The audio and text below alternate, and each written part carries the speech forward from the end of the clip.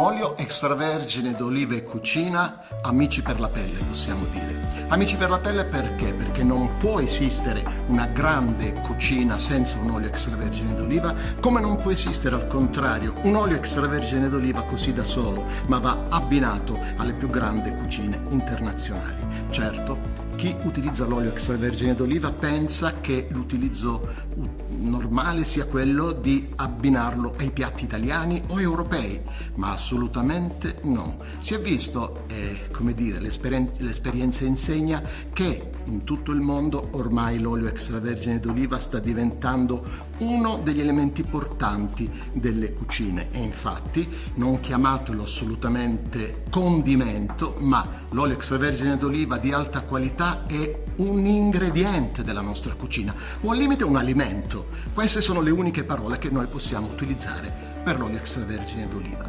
Quindi cucina e olio, binomio imprescindibile, abbiamo detto. Cosa accade? Accade che quando utilizziamo l'olio esiste un olio per tutte le stagioni? Esiste un olio per tutti i piatti? Assolutamente no. Nel mondo ci sono migliaia di cultivar di olivo. Cultivar significa piante che hanno delle caratteristiche differenti e daranno origine a degli oli differenti. Quindi, se esistono degli oli differenti, esisterà anche un modo di utilizzo differente. Per esempio, se andiamo a pensare all'utilizzo dell'olio in cucina, ci viene subito in mente l'intensità dei profumi che questo sprigiona, cioè il fruttato.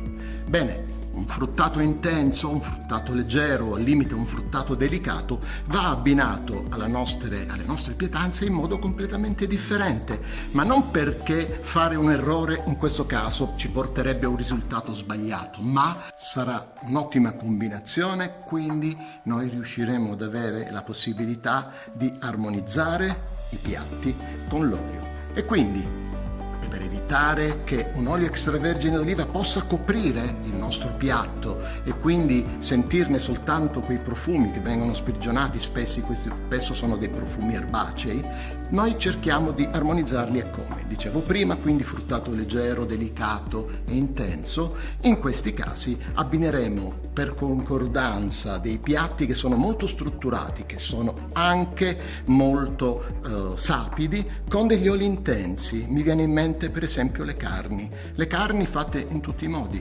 oppure pensiamo alle minestre. Anche le minestre vengono molto valorizzate da un olio che ha dei profumi intensi, ma anche ha quei sentori tipici delle verdure e di tutto questo panorama di ortaggi che normalmente troviamo negli oli di alta qualità di fruttato intenso. E poi non ricordiamo che è molto importante anche come l'olio si comporta in bocca, nel senso delle sensazioni di amaro e di piccante che questo esprime. Quindi anche in questo caso oli da un fruttato intenso ma anche deciso nei toni dell'amaro e del piccante questo tipo di oli verranno utilizzati con dei cibi molto sapidi, quindi con la carne, con dei brasati, possiamo utilizzarlo con tutto ciò che fa parte appunto di queste grandi famiglie di carni bianche e carni rosse, possiamo utilizzarlo anche con verdure dal gusto deciso, con delle insalate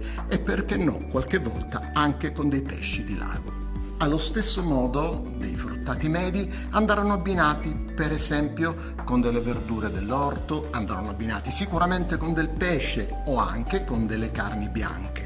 E infine abbiamo gli oli più delicati che quasi non si potrebbero sentire nei nostri piatti, quindi consigliamo molto l'utilizzo a crudo di questo genere di oli, per esempio sulle insalate, sui pesci pregiati, sui pesci all'amo per esempio, possiamo anche su animali da cortile, su cacciagione, quindi sono degli oli che ci daranno delle sensazioni molto complesse e arricchiranno, anzi armonizzeranno il nostro piatto e il risultato finale sarà eccellente.